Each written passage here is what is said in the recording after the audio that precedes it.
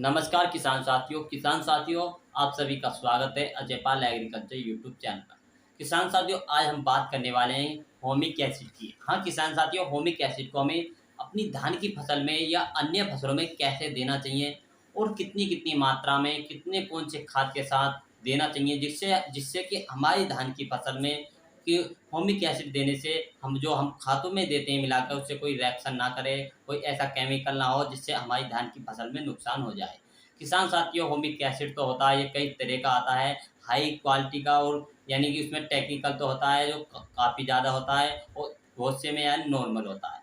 तो किसान साथियों, पूरी जानकारी दी जाएगी जिससे कि होमिक एसिड से क्या क्या फ़ायदे हैं, जिससे यदि हम होमिक एसिड अपनी धान की फसल में देते हैं, जो उसमें हम पहले से खाद मौजूद होते हैं वो सक्रिय हो जाते हैं। हर किसान साथी वो अवशोषण होने लगते हैं, जिससे कि हमारी धान की फसल में होमिक एसिड देने से प्रकाश संश्लेषण की क्रिया अधिक होने लगती है, और उससे हमारी धान की फसल जो जिसमें पीलापन है, वो पीलापन भी दूर हो जाता है। और आगे चल के जब हमारी धान की फसल 20 से 25 दिन की होती है, जब हम उसमें है होमिक एसिड लगाते हैं, तो होमिक एसिड से क्या फ़ायदा आता है।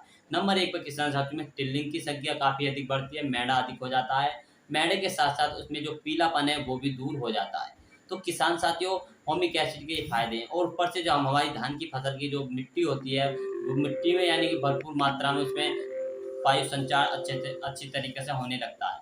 उसी के साथ-साथ उसमें जो मिट्टी भुरभुरी यानी कि मिट्टी मुलायम हो जाती है, वो जितनी मिट्टी मुलायम हो जाएगी उसका यानी कि उसमें टिल्लिंग की संख्या अधिक होने लगती है।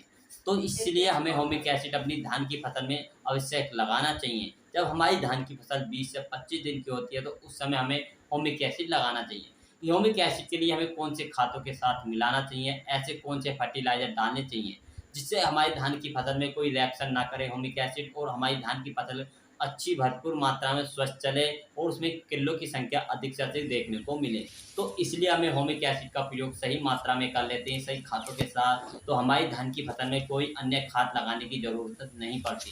किसान साथियों, आपने अक्सर देखा होगा, जब हम धान की या कौन-सी फसल की दवाई लेने जाते हैं, तो उस समय हमें जो दुकानदार होते हैं, मार्केट में दुकानदार तो होते हैं, वो हमें अनेक तरह प्रकार की दवाइयों का यूज़ करने को बता देते हैं। क्योंकि वो सोचते हैं कि हमारी ये दवाई बिक जाए, जिससे हमारी अच्छी मुनाफ़ा मिल सके। तो किसान साथियों, आपको जो आपकी धान की फसल 20 से 25 दिन के, तो आपको अन्य तमाम कंपनी के खातों की, तमाम दवाइयों की आवश्यकता नहीं पड़ती। क्योंकि उस समय हमें धान की फसल के लिए सिर्फ़ सिर्फ़ क्या आवश्यकता पड़ती है, हमें टिल्लिंग की संख्या देखने को मिलती है।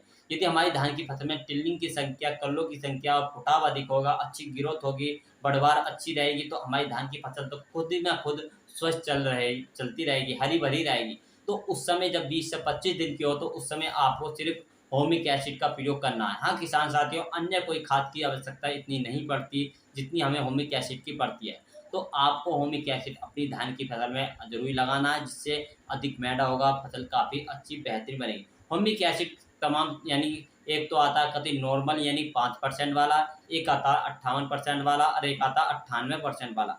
3 तरह का इसमें टेक्निकल पाए जाते हैं। यदि आप नॉर्मल लेते हैं, तो आप 5 से लेकर 58% तक आप इसे ले सकते हैं।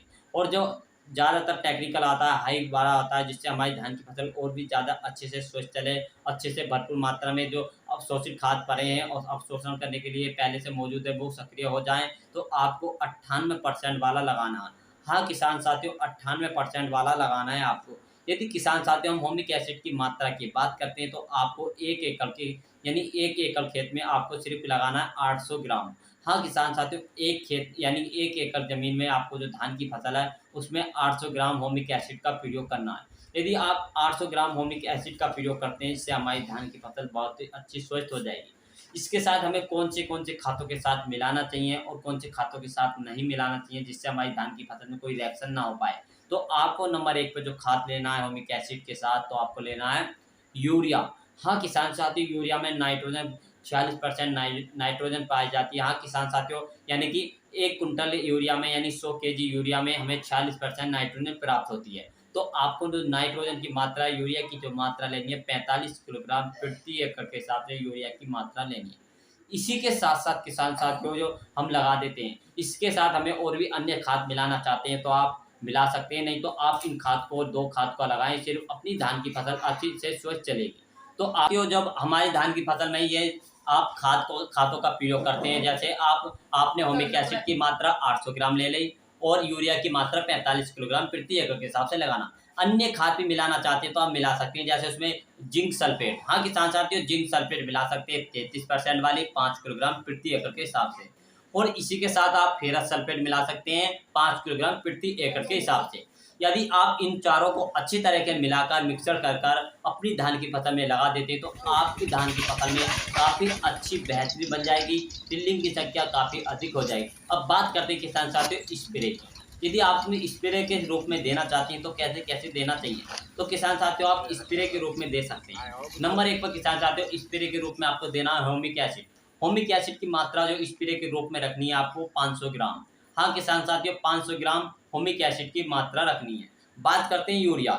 यूरिया की जो मात्रा रखनी है 2 किलोग्राम प्रति एकड़ के हिसाब से यूरिया की मात्रा रखनी है।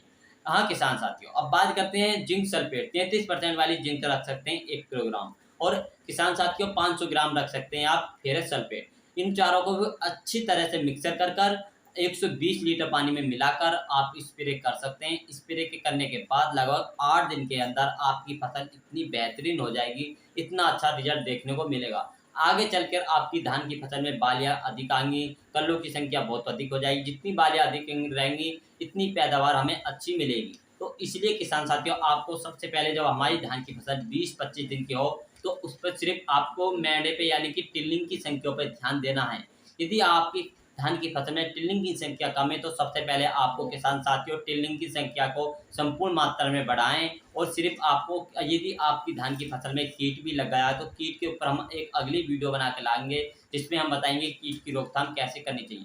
तो किसान साथियों आपको जब आपकी धान की फसल 20 से 25 दिन की हो तो सबसे पहले आपको सिर्फ उसके टिल्लिंग की संख्या, कल्लों की संख्या पर ध्यान देना है। जितनी ज़्यादा अधिक टिल्लिंग की संख्या रहेगी इतनी अधिक आगे चल के हमें पैदावार में काफ़ी मुनाफा देखने को मिलेगा। मिलेंगे नेक्स्ट वीडियो के साथ। जय जवान जय किसान। Ajay Pal agriculture YouTube channel को सब्सक्राइब करना ना भूलें। और किसान साथियों आपको ध्यान रहे यदि हम आपके लिए इतनी मेहनत करते हैं तो आप हमें कमेंट करके जरूर बताएं कि यह वीडियो आप कौन से राज्य से देख रहे हैं, कौन से जिले से देख रहे हैं। जय जवान जय किसान।